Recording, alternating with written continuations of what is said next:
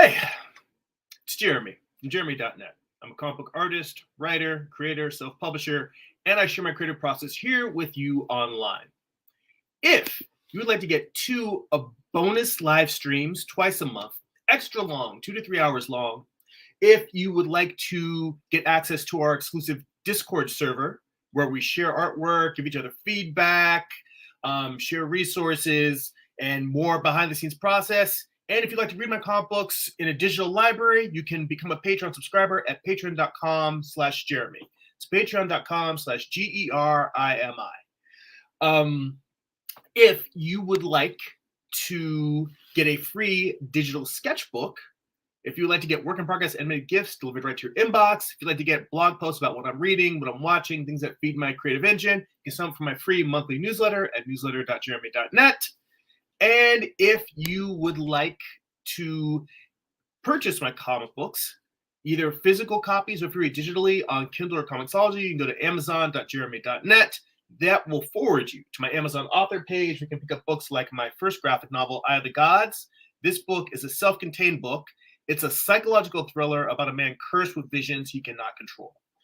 You can also pick up my most recent project, Morning Star. Morning Star tells the story of Lucifer's fall from heaven, told as a Western. It's an 8-issue comic book series. Volume 1 contains issues 1 through 4. Volume 2 contains issues 5 through 8. Both issues have extensive back matter, character sketches, page layouts, thumbnails, photo reference shots. I basically show you how I put together the whole book. All of those available at amazon.jeremy.net. And for everyone watching, there are links to all of these in the description for the video, except on Twitch. It doesn't have a thing where I can put descriptions in there, but there's descriptions in my profile on Twitch. So definitely check that out. And also for YouTube watchers, the super chats are active. So if you want to put a little, throw a little thank you my way for the live streams, greatly appreciate it. Hey, I see James is in the chat. Says check out Eye of the Gods. I greatly appreciate that. Thanks for sharing the love. For anyone else who wants to check it out on YouTube, there are book flip through videos. You can actually flip through, see the pages of the book, so you can kind of check it out before you actually buy. And I need to double check if I have those available on YouTube as well. They should be, but knowing myself, it's very possible that I set them up on YouTube and forgot to put them up on Facebook. So I need to check that. In fact, I'm going to make a little note to myself on the side here.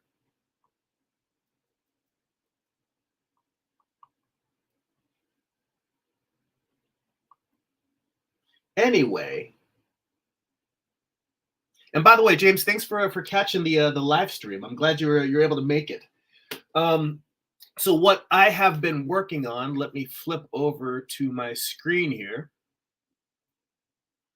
I have been working on a series of Greek mythology illustrations. My next comic book that I'm going to do is a Greek mythology series, but I've been really deep in the research phase.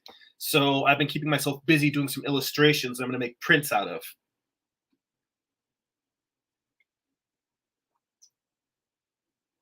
And let me see here. I've got the thumbnail for this image in the file. So let me just turn that on. So this is the rough sketch that I did.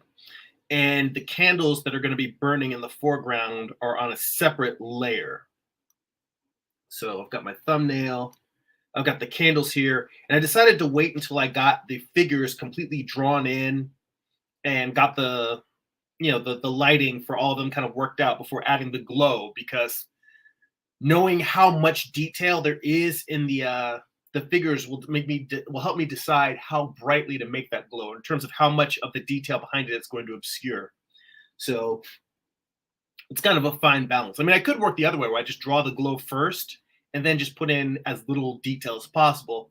And I'm not saying that one way is necessarily better than the other. It might save me time to work that way, where I've just got the glow and I'm doing whatever you can see behind it. But mentally, it feels like it would be harder to figure out that obscuring of detail by a bright light in front of them might make it harder for me, as opposed to just putting all the detail I want in there, and then I can kind of pull it back. So that's the approach that I'm taking. And I see we've already got more folks in the chat. Let's see, Solid Spider Snake is there. Says ooh. And I try to throw not every comment, but I try to throw some of the comments up here just because there's people on Facebook, there's people on Twitch, people on YouTube. So sometimes I may be talking and referencing comments that are on different platforms, and viewers on other platforms may have no idea what the hell I'm talking about because you're not seeing all of the comments. Let's see here. Byron's here in the chat. Says managed to catch the stream this week. Thanks for popping by. Always good to see you, man. Let's see. Yeah, James says I met you at a convention in San Jose a few years back, so I thought I would tune in for a bit. Yeah, you know what? It's been a long time since I've done any shows in the Bay Area. I think the last one that I did was the San Francisco Comic-Con, and I think that was probably like 5 years ago. I may have done that show. I really got to get back up to the Bay Area. I've been doing fewer and fewer shows because I've been trying to spend more time focusing on just getting writing and drawing done. So let's see here. Oh, hey, look at that.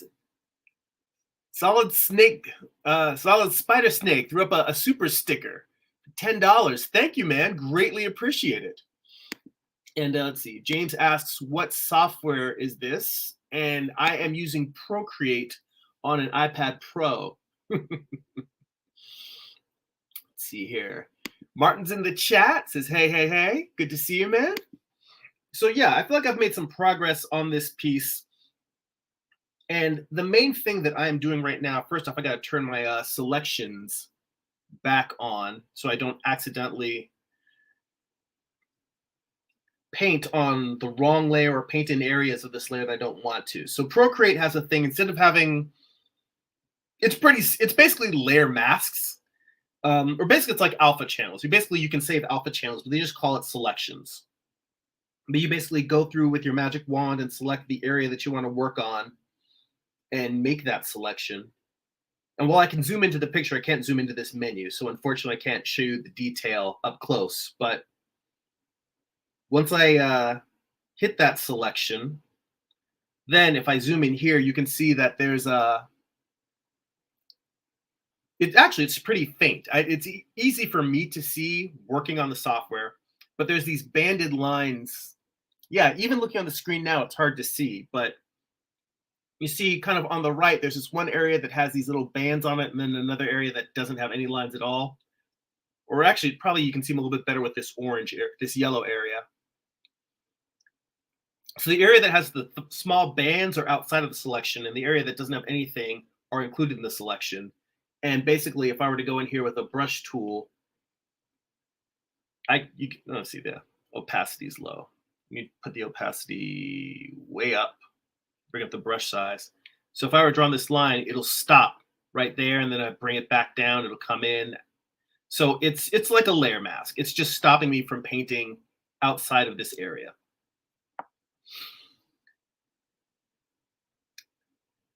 So let me go in here. It's been a lot of painting serpent scales. That's really mostly what I've been doing on this piece, which I do find oddly calming and relaxing.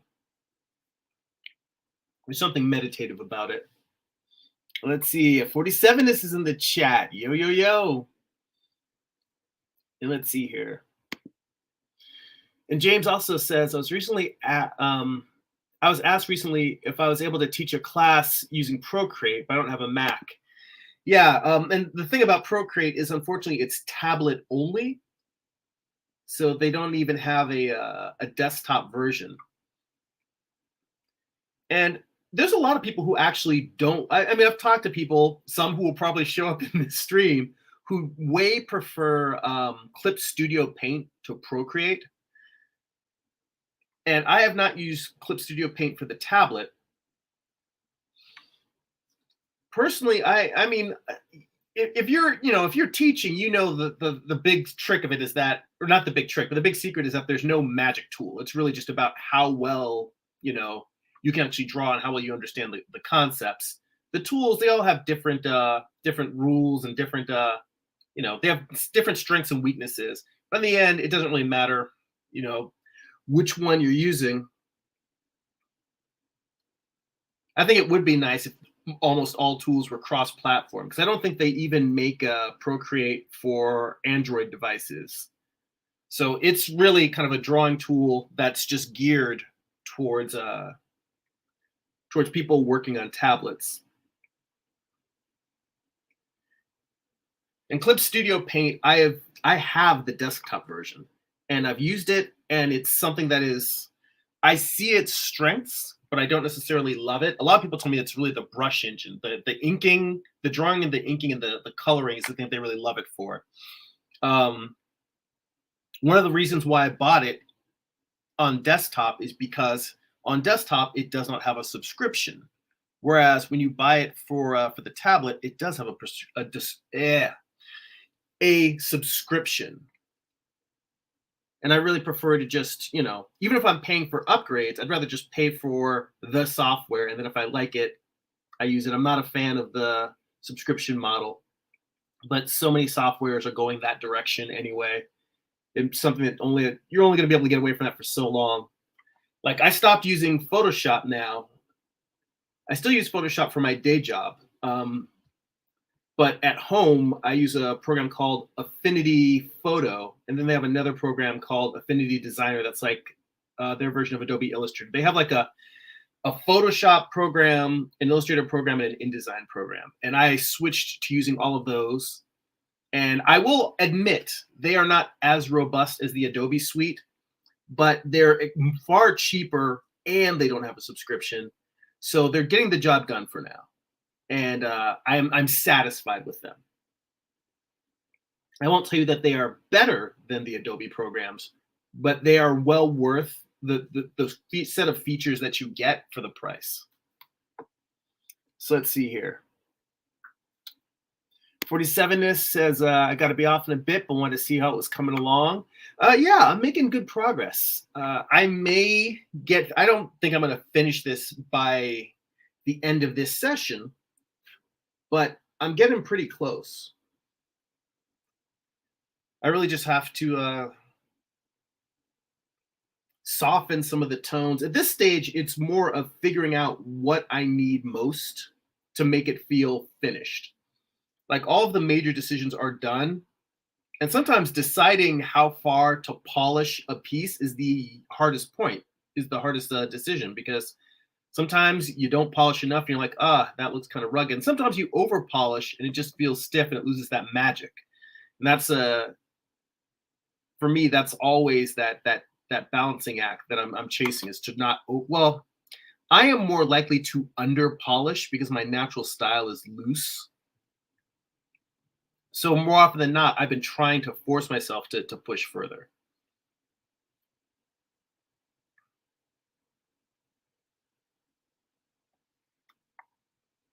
Of course, I've also gotten away from something that used to be my main approach, was to try and do as much of the work in the pencils and inks, and really just let my color stage just be flat color or very minimal rendering.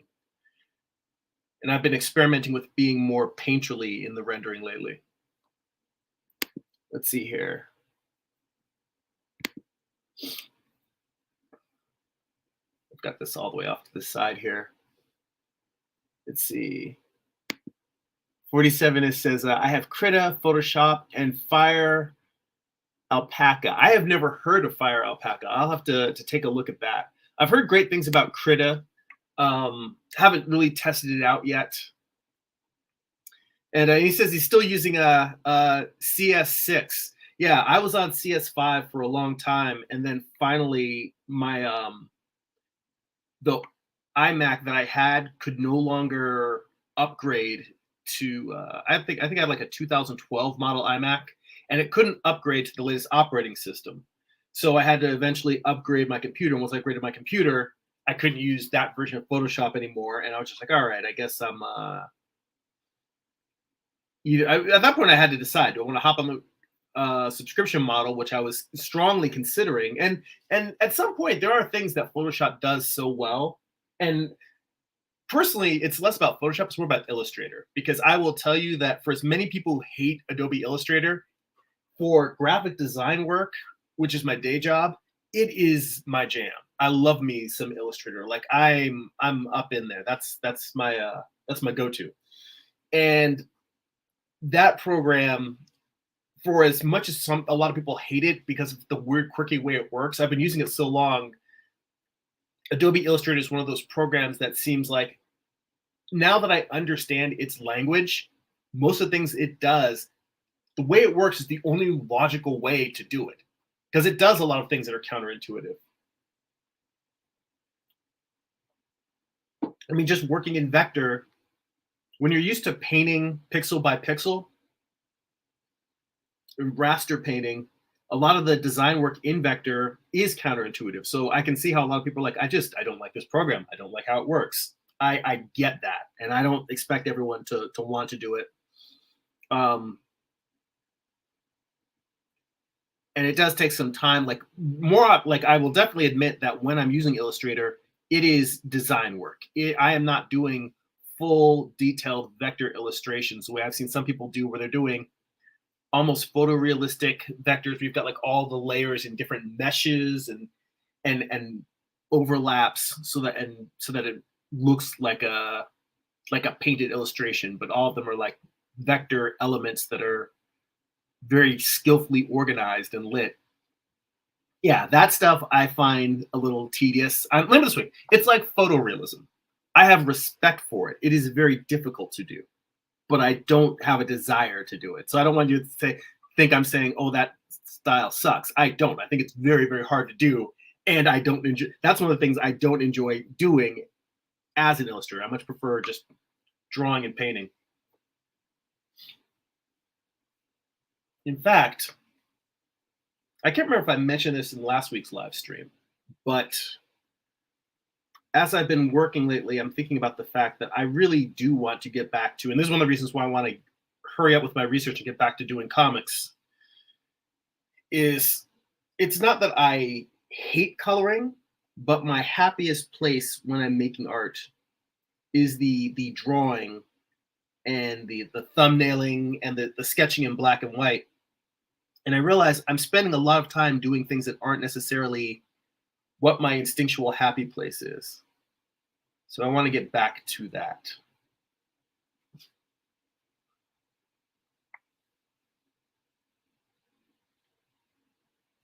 Let's see here. James mentions took that off too quick. He says, I don't know that they use for background art for Dragon's Crown, but it's beautiful.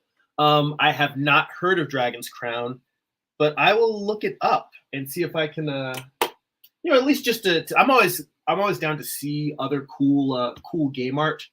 I don't stay up on games because I don't have any self-control.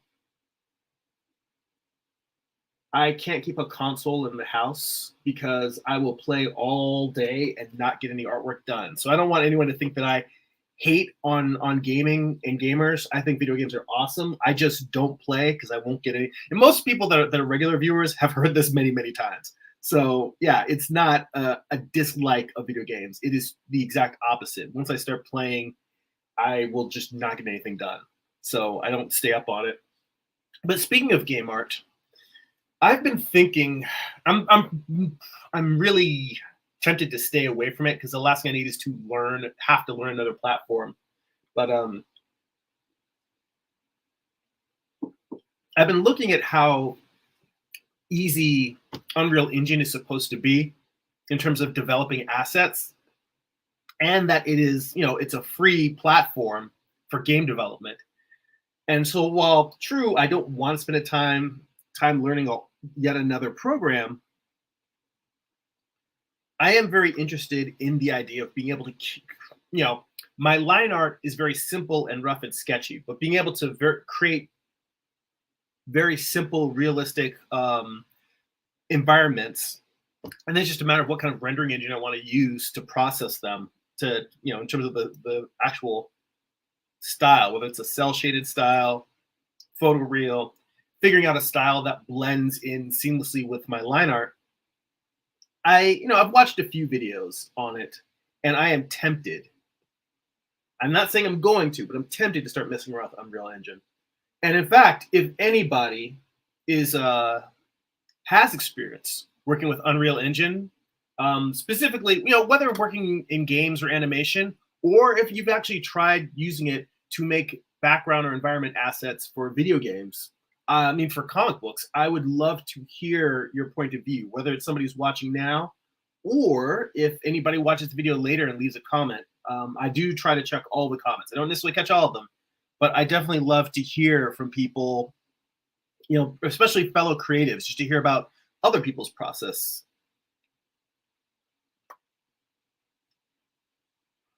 So yeah, Unreal Engine's another one of those things out there that I'm like, that looks interesting. It's real easy to get caught up in all of the shiny toys and wanting to try new stuff.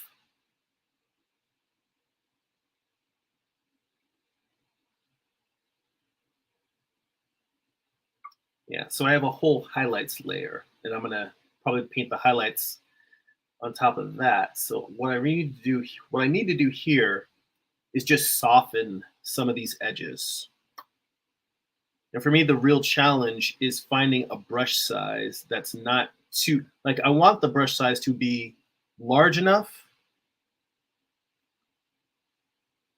that it can give me a soft gradient, but not so large. Nope, that might be a little too large.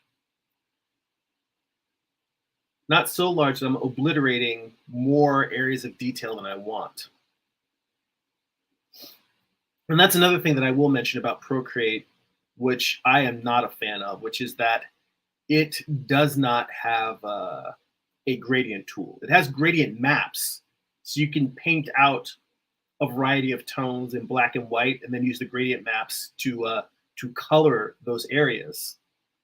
And that is useful. It is very useful. But in terms of actually just throwing a gradient on top of a piece that you're working on, it doesn't have that. And I find that lacking. I mean, that's kind of a basic go-to tool in most digital painting programs. And I'm sure it has something to do with the fact that Procreate, I remember using Procreate for the first time before the iPad Pro came out. So when you didn't have, in fact, before the Apple Pencil came out, it was when you had to use those capacitor stylus, styli. Is that the plural? Styli? Anyway, I remember downloading Procreate, and it might even have been free. If it wasn't free, it was only like $10. But I remember downloading it in the early days to try drawing on it, and I loved the render engine and the feel of it. It's just it didn't have the control that you would have with a Wacom tablet. And then once the Apple Pencil came out, I decided to give it another try, and voila, it's become one of my favorite go-tos. But yeah, gradients. My rambling point is that I imagine that the limitations of the early iPads and early tablets is probably the reason why, like, they had to conserve processing power, and they were like, well, it's just a feature that they thought the tablet's going to choke on it or make the app crash, so they didn't put it in. And I'm not saying that is the case. I'm saying that is what I am guessing. I have no inside information. I've never been in contact with the developers of Procreate. I'm just looking at it logically. I'm like, why would they leave out such a tool? And it'd probably be like, because the device can't handle it. That's what I'm guessing. And Solid Spider Snake says, love the coloring. And James says, I've had my bamboo pen in touch for years. Yeah, I rode my bamboo into the ground. Well, actually, it wasn't even a bamboo. I had a Graphire tablet. You remember those old boys? The ones that came in the colors of the original iMacs? We could get them in like a blue, a red, a pink, a green. Like, they came in those original candy colored iMac colors. Anyway, I used that one until, wow, I think, do I still even have it? I think that at a certain point now you can't get drivers for it anymore, and I would have to. The problem is that all of the drivers aren't compatible with any new operating systems. So that's why I stopped using it. It wasn't because the device itself didn't work anymore. It's just support for it fell off. But yeah, I was using that for a long time. I have a secondhand small Cintiq, a secondhand 12-inch Cintiq that a friend gave me when they got a big one. So that's what I have for desktop is a small Cintiq. And to be honest, that's one of the reasons why I mostly use the iPad is because the iPad, its actual drawing surface is about the same as the Cintiq, but I prefer. The thing about the iPad is that it's nice in terms of I can actually put this on my drawing table, which I suppose I could do with the Cintiq as well. But it's just lighter, simpler, and one thing that I have never enjoyed is I know they make different sized styli. I feel weird every time I say it because I don't know what the correct pluralization of a stylus is. But I know that they make thinner Wacom stylies,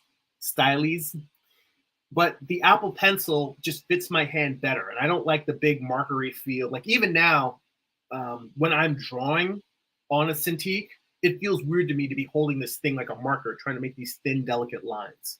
And I know a lot of that is training yourself to just be comfortable holding that tool. I mean, with any tool that you're not used to using, like even just holding a traditional paintbrush, that can be very awkward and challenging if you're not used to it. And you just kind of have to train your hand. Drawing with a charcoal pencil, learning to use that artist grip where you're holding it like you're trying to shank somebody. That grip, that takes a while to get used to. Let's see here. And I see Rex Smith is in the chat. Rex says, definitely great work. I greatly appreciate that. Thank you so much. I'm always my harshest critic. So whenever anybody has any kind words to say about my work, I'm just appreciative and grateful. So thank you.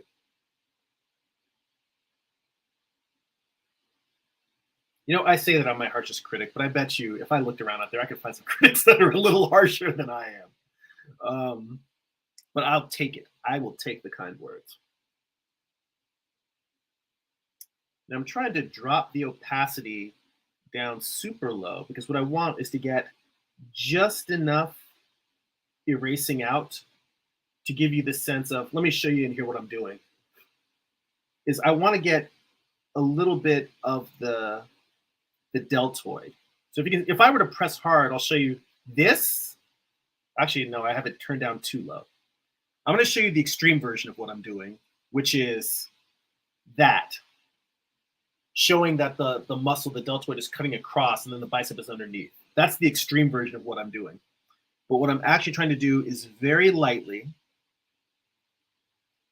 create a separation where you can feel the muscle, but without breaking that sense of the arm as a whole being kind of a cylinder. I'm just trying to get the sense that a different form, a different anatomical form is rising up out of that arm. Then you've got the kind of dividing between the tricep / bicep. This muscle's coming down this angle right in between them.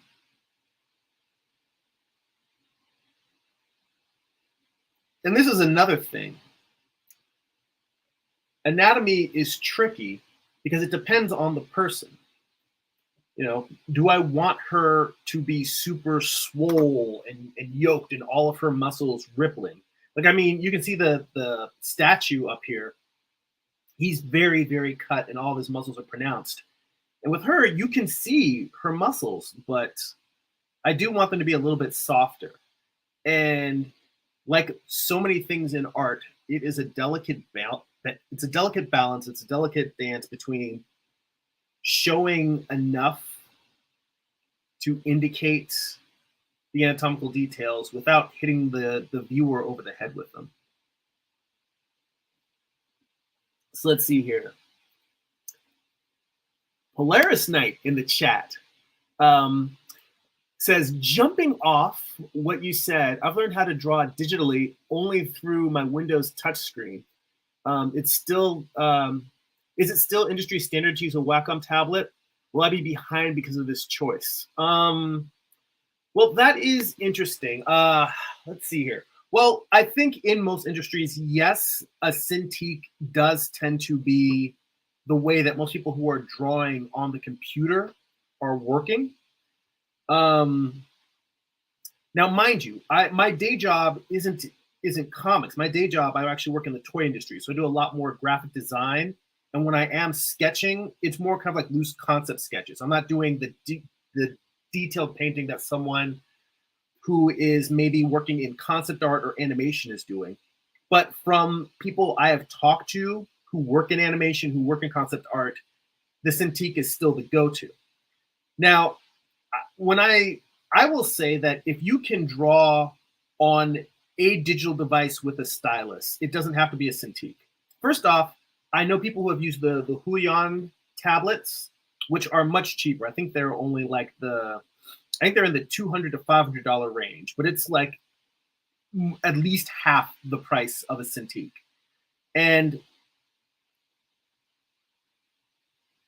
I think if you, first off, if you've developed a general ability to draw forms, figures, and volumes digitally, then it means you've developed the draftsmanship enough that it's more like there will be an adjustment period if you're working on a Cintiq. It's not that you won't be able to do it. For instance, I can draw on a Cintiq, but it's not as comfortable. I don't have as much control as I'd like, but I can do it. Um, and I would say the same is true for you in that if you were to use a Cintiq, it's not that you would be behind the industry if you haven't been using it. It's just going to be like if you are used to drawing with a crow quill, and then someone gives you a brush pen for the first time. Says, "Hey, we need you to do this illustration, but we need you to do it using a brush pen." And you start using it, and there's going to be you still have to figure out sort of what the weird finesses of that particular tool is. Or if you're used to drawing in charcoal pencil, and then someone just tells you, "Hey, we need you to do this with mechanical pencil." There's gonna be adjustments that you're gonna have to make. So I don't think you're really going to be that far behind. I think that saying ahead or behind is the wrong way to frame it, because all of these digital tools are just tools, period. Um, that's the best way to look at it, is that it's like switching to walking down the aisle of the art store, your local art store, and picking up a different tool than the one that is your go-to tool. There's going to be a little bit of adjustment period, but if you already have draftsmanship skills, you'll be okay. So I wouldn't freak out about that much.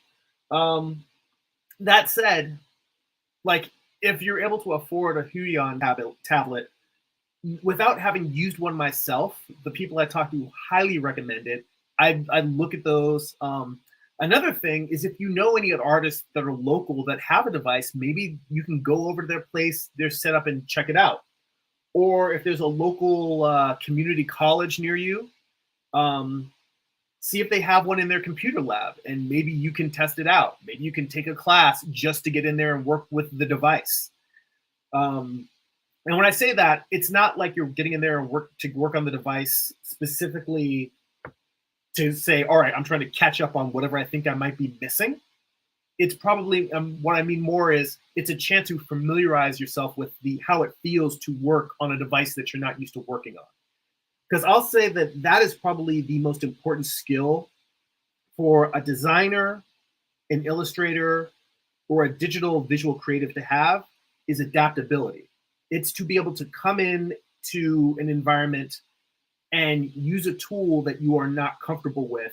And it's not necessarily, oh, you're going to be just as good or be able to make the exact same artwork you do with your own setup at home. It's the ability to pick up something that is unfamiliar and experiment and be able to do passable work. It's the ability to just come in and say, all right, I'm flailing around, I'm flopping around here, but I can make stuff happen. You know, like for instance, I've never used Krita before, but if someone, you know, said here, I mean, I've opened it and used and, you know, looked at it, but I haven't really sat down and done it. But if anybody gave me any particular digital software I've never done before, I can open it, start experimenting, figure out the basic tools, and say, all right, now based on this, I'm going to do what I always do. Let me just draw. Let me get my forms down. Let me get my figures down. Let me use my composition tools. So all of the skills, the fundamental skills that you have, draftsmanship, composition, light, tone, value, color, all of those things, you carry those skills to every computer you go to and to every project you work on. So that's why I always say that those fundamentals are the most important thing because they translate to other tools. I mean, hell, I'll tell you a big one. Like I mentioned, dabbling earlier in the stream, I mentioned that I have not dabbled in Unreal Engine, but I'm vaguely interested. Like I see what it can do and it looks real cool. 3D is kind of one of my big weak spots. Like I've gone through some Blender tutorials and I took a class in 3D Studio Max many, many years ago. But it would actually behoove me to learn 3D for a lot of the work that I do, the paying work I do.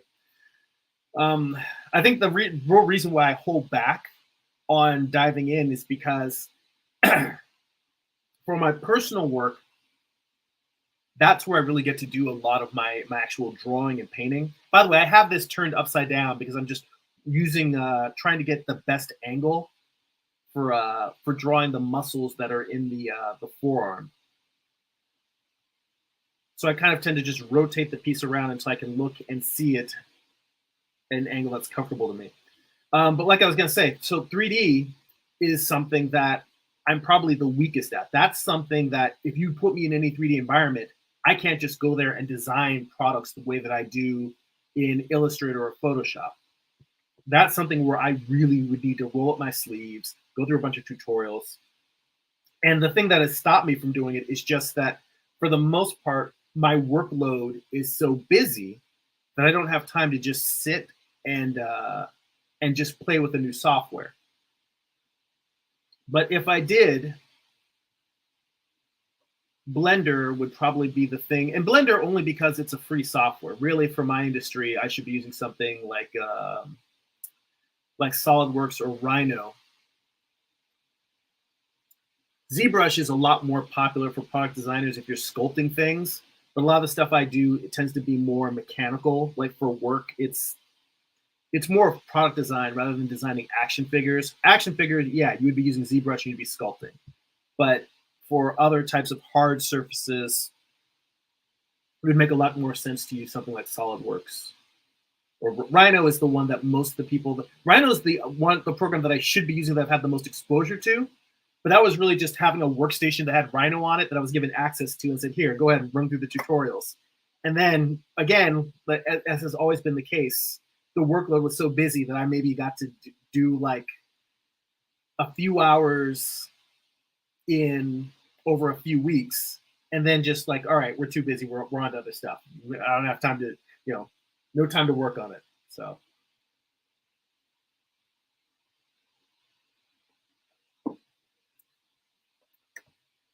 Let's see here. Yes.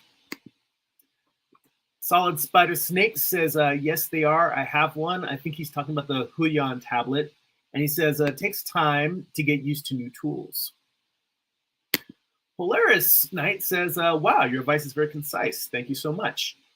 You're very, very welcome. I always tell people that I am not an expert in everything. I'm kind of a generalist in that I've got a little bit of knowledge about a lot of different things, but I like to.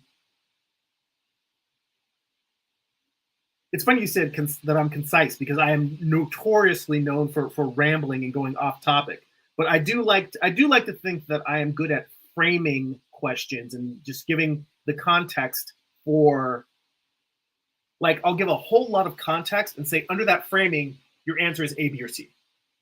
Because if you just tell somebody the answer is A, B, or C, they'd be like, okay. But if you give people all of the context for why the answer really comes down to just a few different things, then you're like, oh, okay, this is a very well-rounded, thought out approach, which that's what I try to have. It is what I attempt to have. I always try to keep my, I always try to stay humble and keep my I try to keep my humility level turned to high because I am an eternal student. I am constantly learning. Um, I always tell people not to beat themselves up and just enjoy the process. That said, I always feel like my work is never as good as I'd like it to be. And I feel like that's in all aspects: anatomy, draftsmanship, proportion, composition, color, even the kind words that people have to say about the coloring I'm doing now. I'm always learning. And I would say that what I'm able to do right now is more out of experience and years of doing things and trying things and trial and error and having other artists that are more experienced than I am showing me different things with color or value or different software. I'd say it's all years of experience and work and being taught by others as opposed to any actual natural talent. Um, I think talent is way, way, way overrated.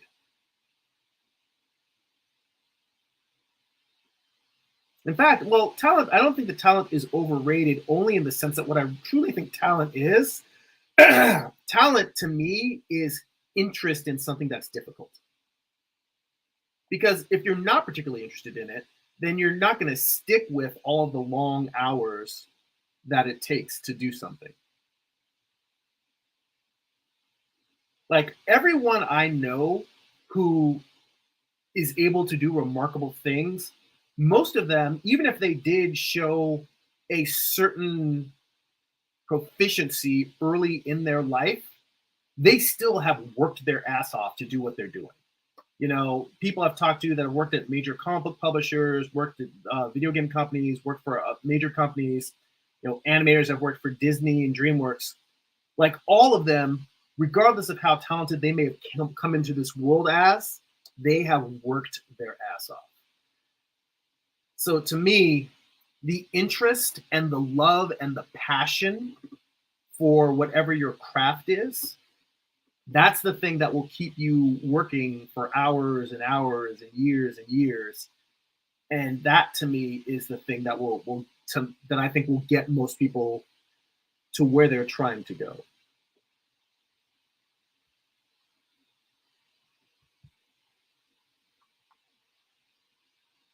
And yes, Solid Spider Snake confirmed via the Huion tablet.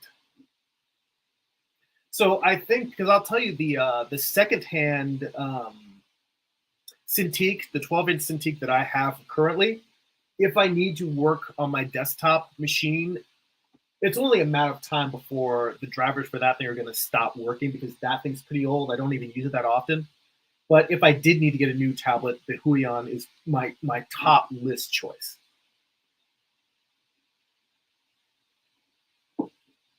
Let's see here.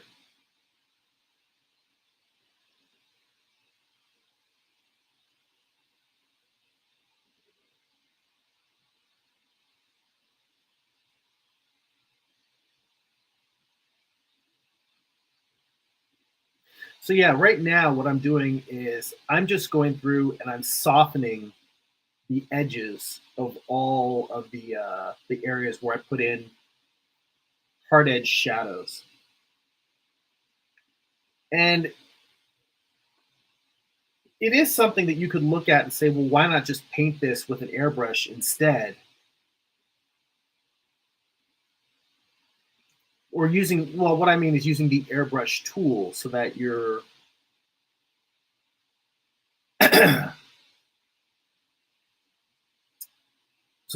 you're drawing painting your tones in soft in the first place. And the reason why I don't do that is because for my personal style, I feel like when I have tried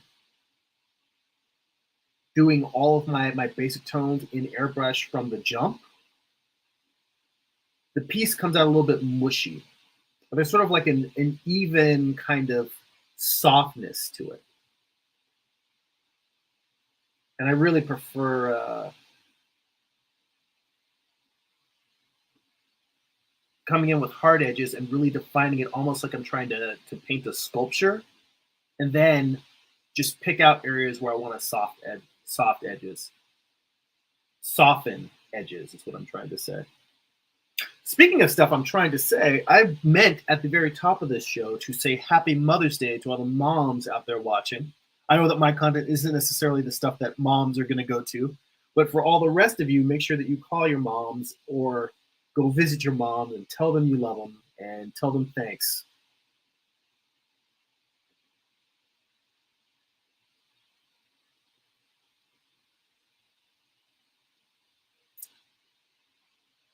All right.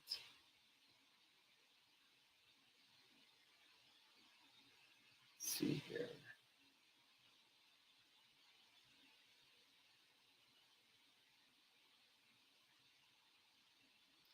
Bring the size of this brush in.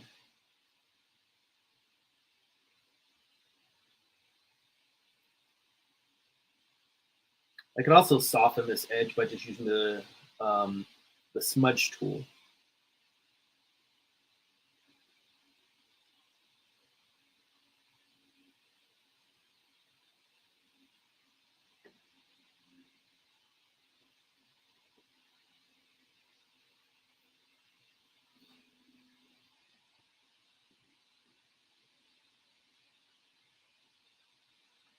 I got to remember, and here's a good tip for you. Whenever you're working on a piece, don't just zoom out to full screen, zoom out tiny. Look at it like a tiny little postage stamp. You know, look at this thing. It's right over here. Well, it won't let me bring it over any further. I was going to bring it right next to my head on the screen, but making it just as big as the thumbnail of me, because looking at it really zoomed out helps you see what is reading and what is not reading. It makes you realize what is important in the image and what is not important. What's the stuff you're putting in there that you're like, oh, well, this is not helping at all. This is hurting. Because I realized that while I'm conveying a cylinder, I'm not conveying the anatomy of this arm.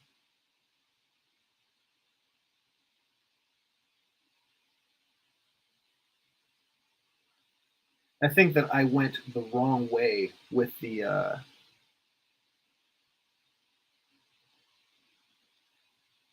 volume cutting across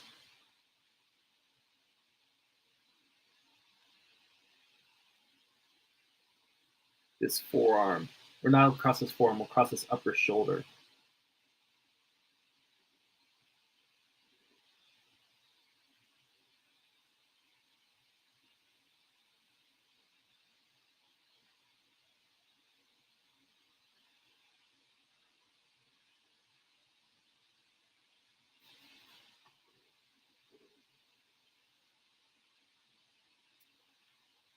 And now the challenge here is to get the right amount of detail.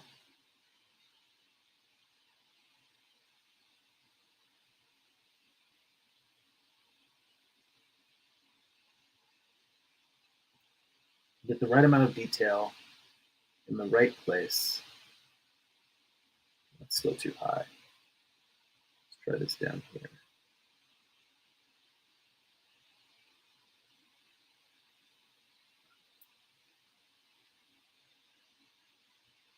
A lot of the times I do kind of like what I was saying about this whole process of drawing hard lines and then softening them. A lot of times I kind of waste a little bit of time in that I will make kind of a bold statement of the forms and then I'll come in and like soften it so it just isn't as dramatic as whatever I originally painted in.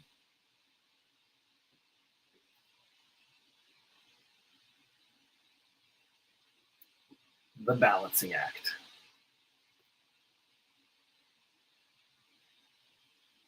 Bring this brush in tiny.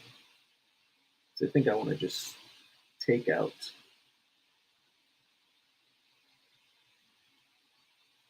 a little bit of the light that's there.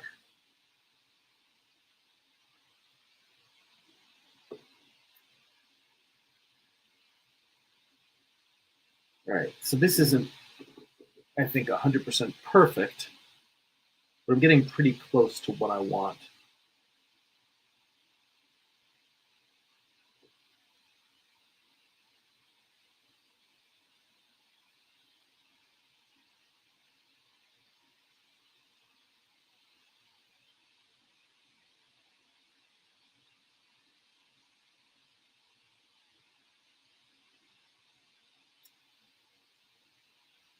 And I have to try and remember that the light is coming basically from the viewer. The light's coming from us because the light's gonna be coming from these candles, and it's a little too easy to get caught up in like rendering too much from one direction or the other.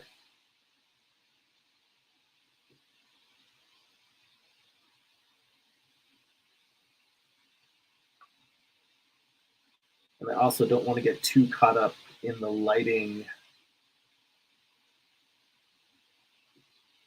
on the hands because this is an area that I mean it's a gap in between where the candles are, but it's also a gap that is likely going to be filled with a lot of the glow of the candles. Where that glow of the candle is going to be kind of overlapping it. Got to go over here and fix this pinky because this pinky's not getting any love.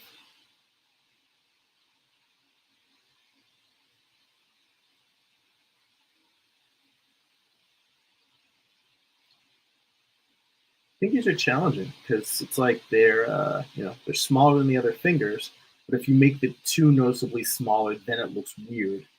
It's always that very fine adjustment.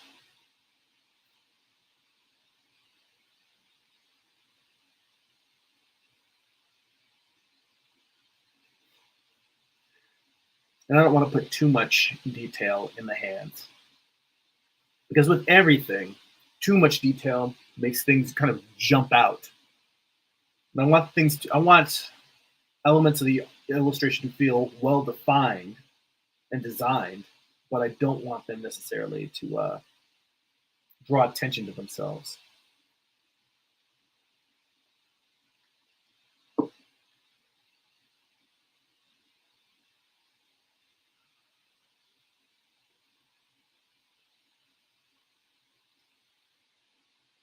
Just a slight tone over her belly.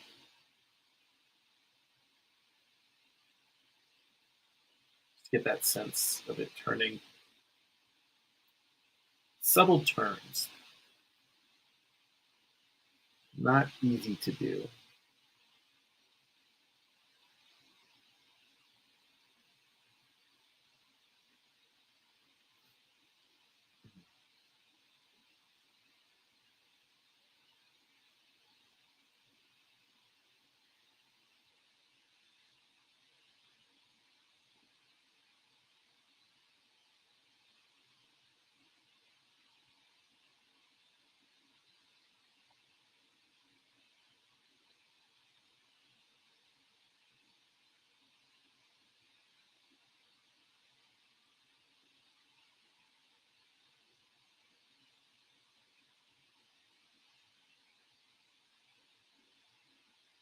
You know, I am actually very interested. As I'm doing this, I'm looking at this forearm and I'm finding that it is challenging to get the the shape that I want with these hard edges. And it does make me wonder, well, what if I had gone into this piece with that more airbrushed approach and then tried to bring hard edges out instead of soft edges?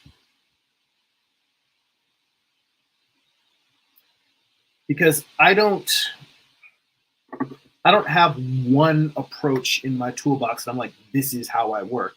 I'm constantly tweaking and adjusting and trying different things. Um, I look at that as part of my artistic growth. Is me not saying, okay, here's the answer and here's how I do it. It's me constantly looking at other illustrators, looking at the old masters, looking at other artistic techniques and approaches to rendering, describing volume and anatomy, and seeing where it takes me.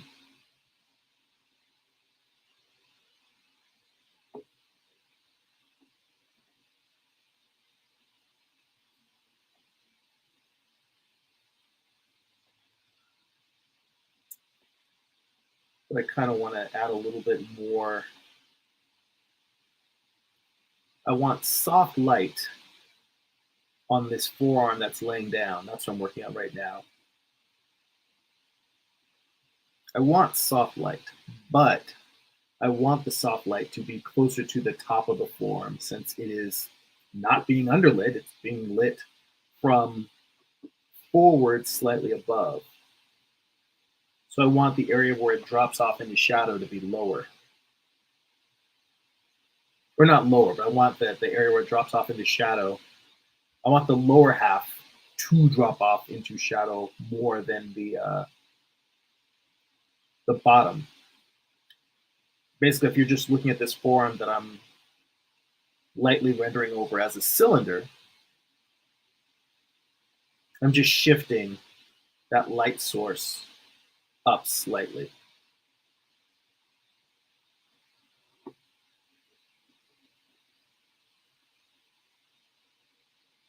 And this for me is one of those things where thinking about drawing and painting in terms of volumes helps me in that sense.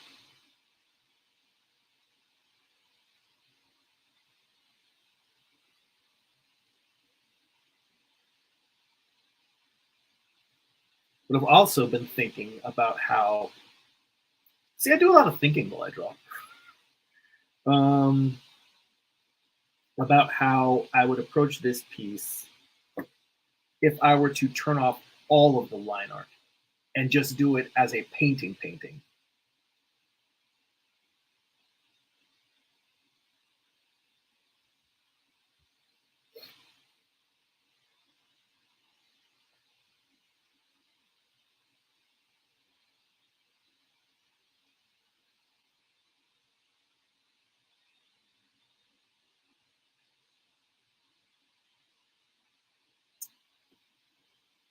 Like here, I just need to,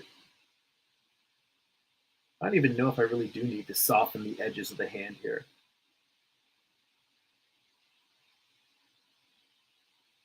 It does feel like it's a little too crisp.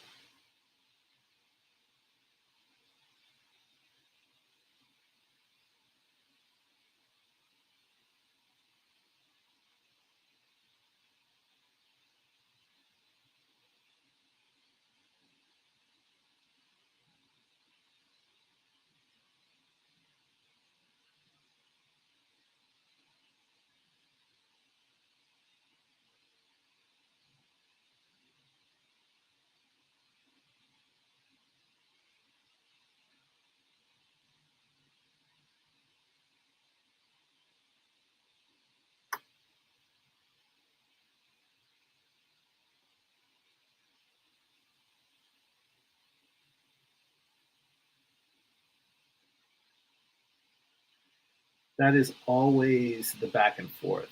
Add a little detail, take a little detail away.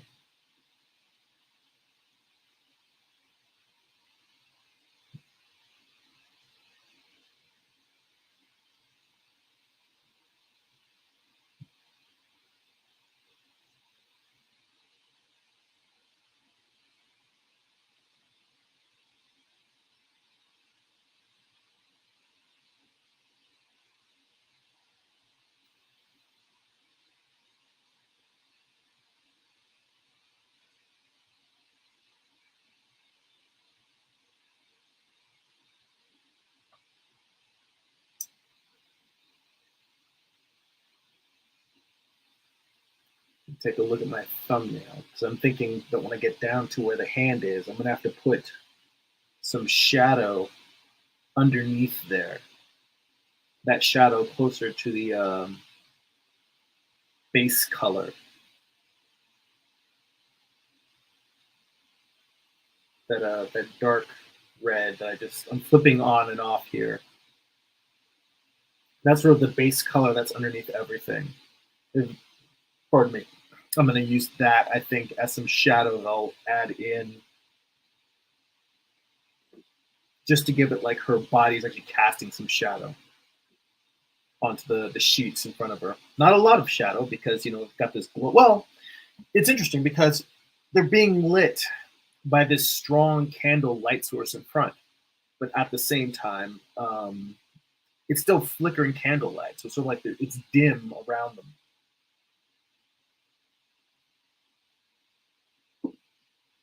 And I still need to soften up the rendering on her face a little bit.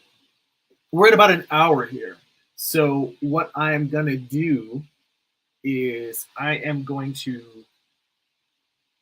I guess, work on softening the tones on her face and her neck a little bit, and then wrap it up. But in the meanwhile, if anyone has any last questions or thoughts, feel free to share them now, as we'll be wrapping up in a few minutes.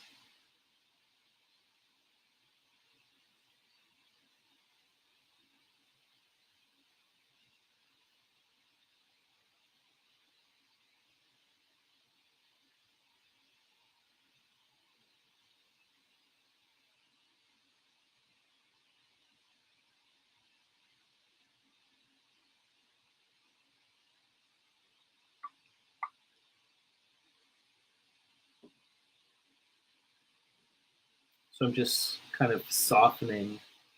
And I'll tell you, this is one of those where I'm going to come in, paint some out, and then paint more back on top. Right now, it's just softening the edges of these lights. But I feel like I might leave them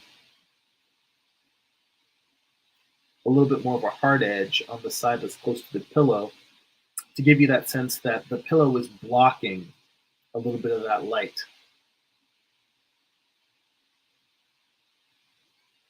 And the softening is just for the edges that are turning slowly away from the light source, from us, the viewer.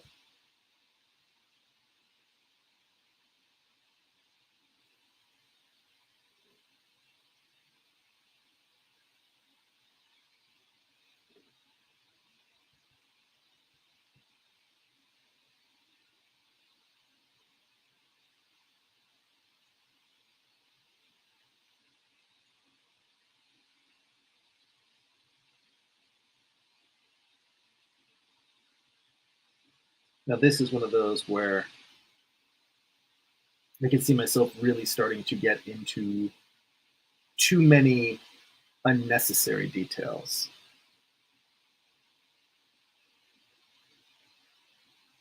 Because I don't really want to draw attention to the neck.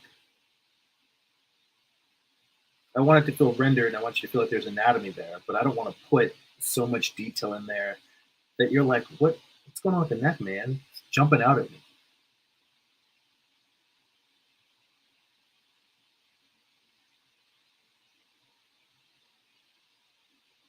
Anatomy is kind of like the soundtrack to a figure drawing. It jumps out at you if it's not there, but you don't want it to overwhelm the piece.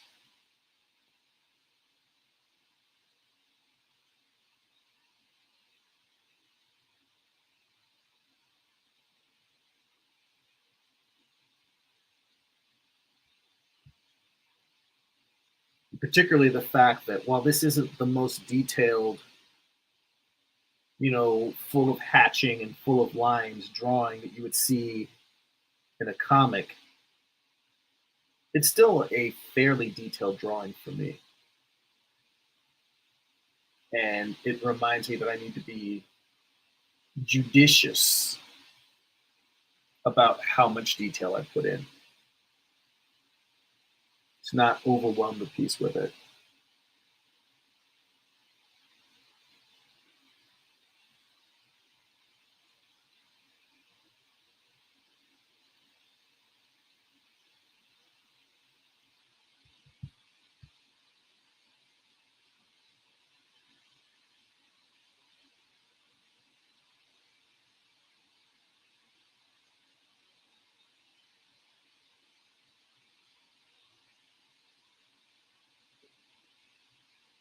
Light of her chin come down a little bit further.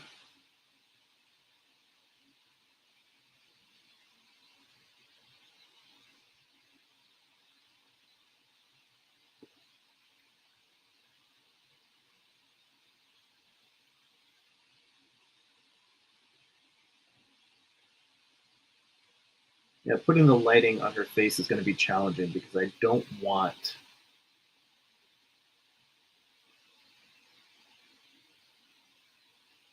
a ton of lines that are distracting.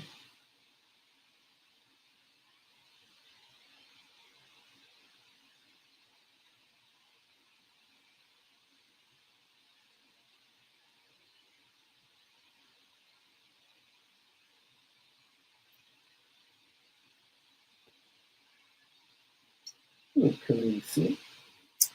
Kat Khaleesi is behind me now, art directing. Whenever I've gone over an hour, she immediately comes in and says, "Hey, man, it's time for you to take a break. You got to rub my belly." She is quite the task mistress.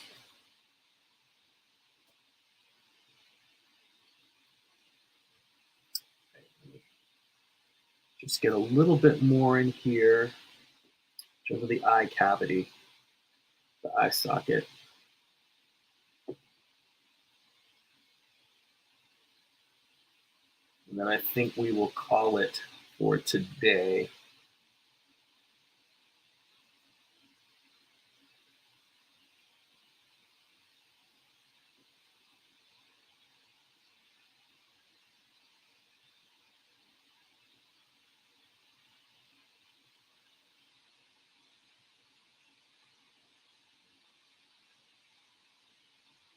We're just giving that sense that there is a concavity of the skull, and that the eyeball is coming out of that cavity.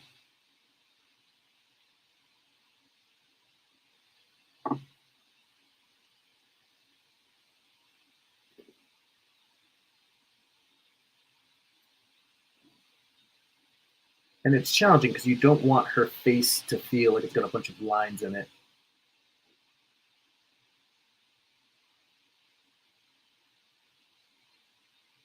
In fact, mentally right now, I'm trying to shut off the lines of her face and really see the skull. That's what I'm trying to paint right now is the skull.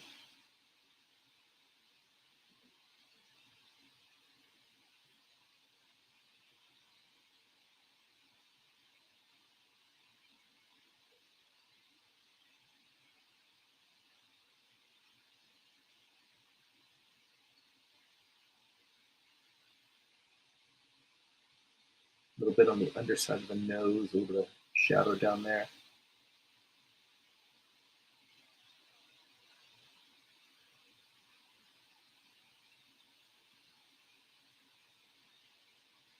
Yeah, the face is going to take some subtlety and some time to work on, so it isn't just as overpowered and knocked it, just knocking it out there. I kind of want to I want it to feel considered. I want it to feel like actually, it's not that I want it to feel over labored, but I want it to look like I didn't just crap it out.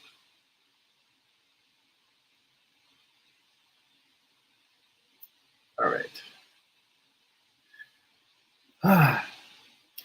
Not bad there. Still needs some refinement.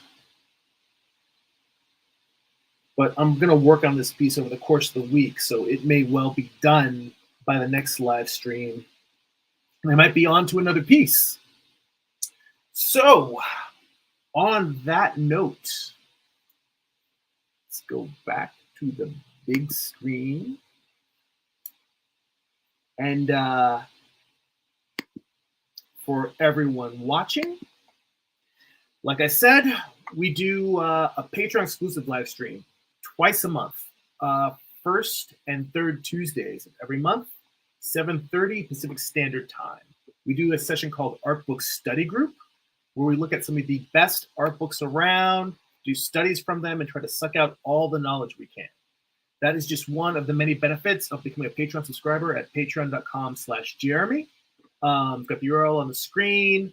On YouTube and Facebook, there's descriptions in the link. There are also just links to it on my profile page on Discord. I'm not Discord, on what is that thing? Twitch. On Twitch. I'm still getting used to streaming on multiple platforms. But anyway, speaking of Discord, we also have a Patreon exclusive Discord server where we share artwork, give each other feedback. There's a place to post artwork, to request critiques during our book study group where I can go over it, draw over it, give my feedback, my thoughts on it.